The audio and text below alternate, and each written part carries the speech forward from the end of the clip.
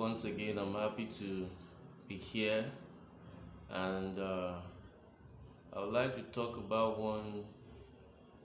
It's more like a comic relief. The topic is more like a comic relief, but I want us to just deliberate on this for today.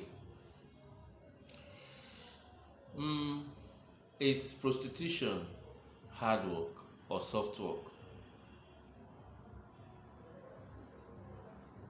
After yesterday's video, I I was just pondering on it. There was a topic I said it would be a topic for another day. So I want us to deal with this today.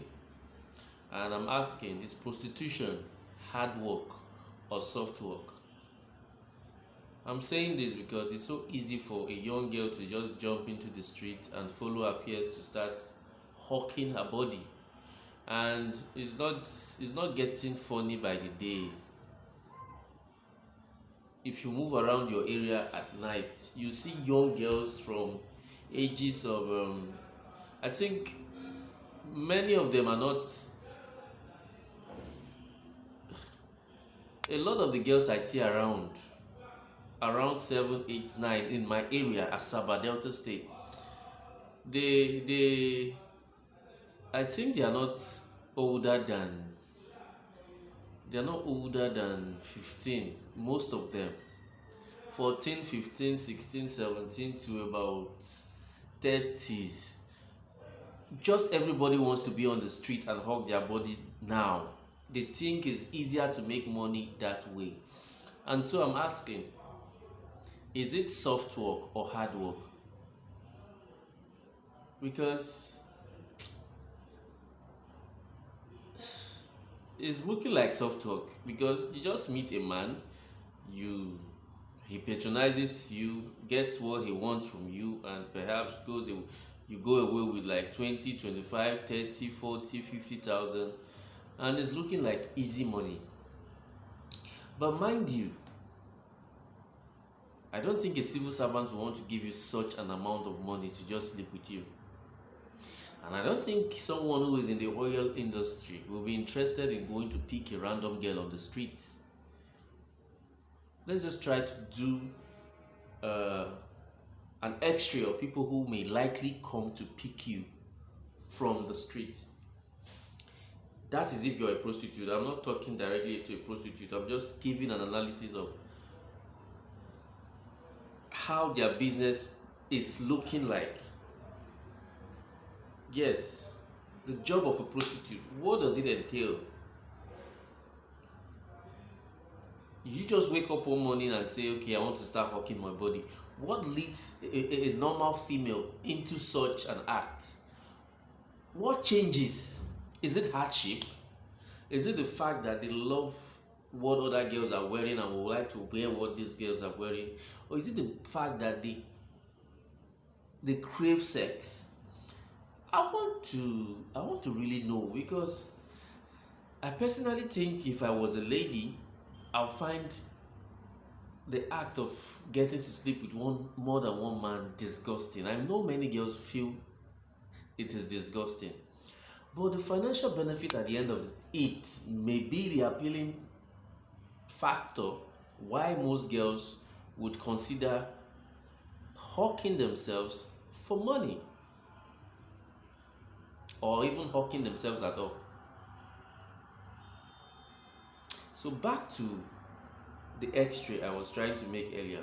I don't think an oil person, someone in the oil industry, I'm not talking about a fuel attendant now. I'm talking about those big boys who may not fancy going to a cheap restaurant, may not fancy going to your local bar.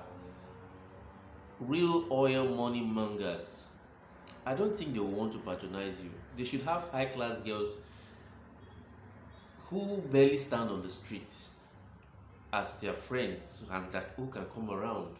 So what informs that girl on the street that whoever is going to pick her up may not be after something else besides just her body?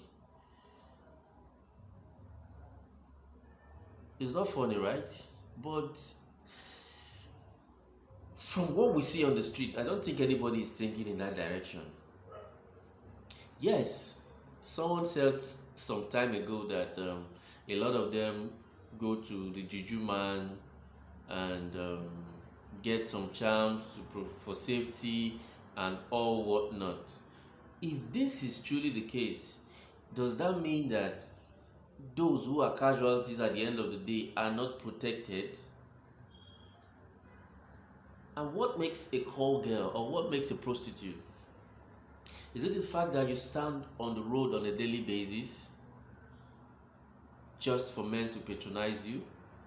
Because I know those who have made that their stock in trade. And I also know that some university students leave the university, their school, to stand on the road and go back early the next morning to their school. So at the end of the day, man, it's just one thick market with individuals from every walk of life. And it's not funny. Your girlfriend might just be on the street too. So perhaps the only people who are safe out there are those with wives. Yes, you're with your wife at home, so you know she's at home. She's always at home with you. You have a babe. I doubt that she stays with you every night at home. Some nights she has to go to her parents' house. Perhaps that's when she goes to the street. That's when she stands on the road to get one client or the other. I'm just saying, I'm not saying anything. I'm not saying your babe might be one of them. I'm just saying, who are these girls on the street? They are our sisters. They are our girlfriends. They are our relatives. Why are we not reaching out to these people? At least these ladies are sisters to boys who have made it, who are struggling, who have one form of finance ability or the other. Why are these girls on the street if we are actually doing what we should do as humans, performing our duty to humanity? In fact, there's 1,000 questions I want to ask, but I'm still not getting answers because this is just a straight video that I would like a lot of us to ponder on. I think that if we are doing our jobs as humans, a lot of these girls will not be on the street. Why do men feel they need to prove a point by putting money at the end of the bargain when it has to do with sex? Why do men feel they need to proposition a girl with the exchange of cash? Because whether we like it or not, your girlfriend is not satisfied with that 5,000 because someone somewhere is offering her 30,000 just to hang out with her. These are issues springing up from the fact that our daughters are turning into prostitutes and they are being influenced by ladies who are above them in the hierarchy of things. Yes, I can't just wake up one morning and say I want to go and drill oil. I must have a connection to someone who drills oil, who must have told me that oil is a lucrative business and that he can put me on the same line of business. Let's be logical about it. For someone to wake up one morning and decide to stand on the street, someone somewhere, a lady who is benefiting from the street, must have lured her into it. Circumstances can do that, but I doubt that you have the confidence to do that on your own without the aid from someone else. And so I am back to this question. Is prostitution soft work or hard work? Considering the fact that these girls would have to beat kidnappers, armed robbers, ritualists, people who deal on body parts, and may fall victims to this kind of people just because they want to make money selling their bodies. It is really not a fair world, I would say. But when we're trying to strike a balance, we also realize that there are ladies who come from rich homes who still stand on the street besides the money that is available to them. So what is really wrong? I doubt that majority of these girls are actually out for the money. Perhaps it is the love of sex. Who knows? The purpose of this video is to actually enlighten us that we need to do our duty by these ladies. A lady must not be your wife or your girlfriend for you to help her out.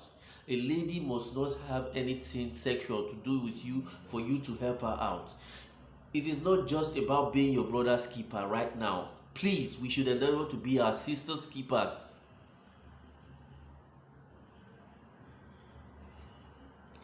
Let us be our sister's keepers. From the look of things, in the next 5 years, I doubt that there will be any decent girl on the street. For the common man, for the average man.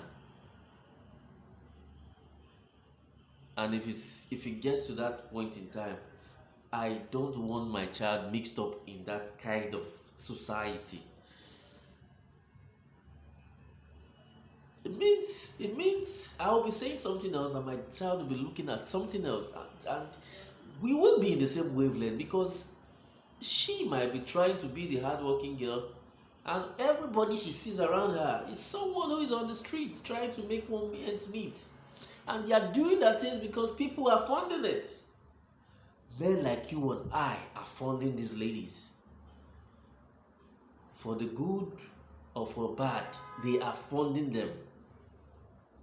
Some are funding them the correct way, but a lot of these ladies are being funded the wrong way. As a father, you have a daughter. As a father who has a daughter at home, how do you feel paying a lady for sex? Don't you think the repercussion may be deadly in the future? I'm just saying. Things like this hurt me. I feel hurt when I see them standing on the road, and I ask myself, for how long is this going to go on? Someday soon, one of them will get to realize that there is no way forward in what they are doing, and may probably change for good, only to end up with one good man somewhere who did not know or does not know and will never know where his problems may have emanated from.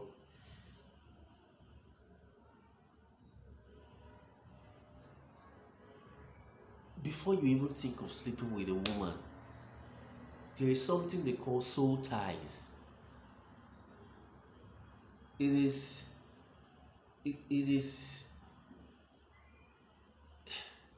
is so deadly when you find yourself entangling yourself with as more than one woman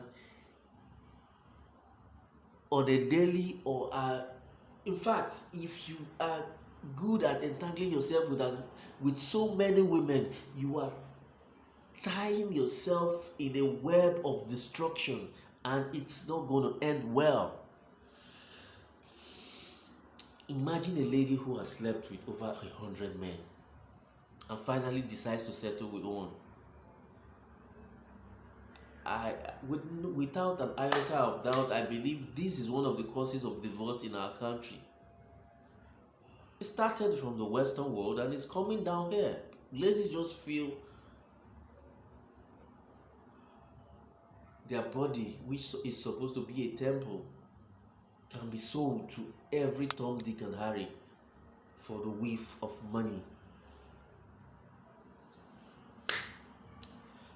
God will help us, but God cannot come down here to do this job for us. Men, let us start trying to be our sister's keepers.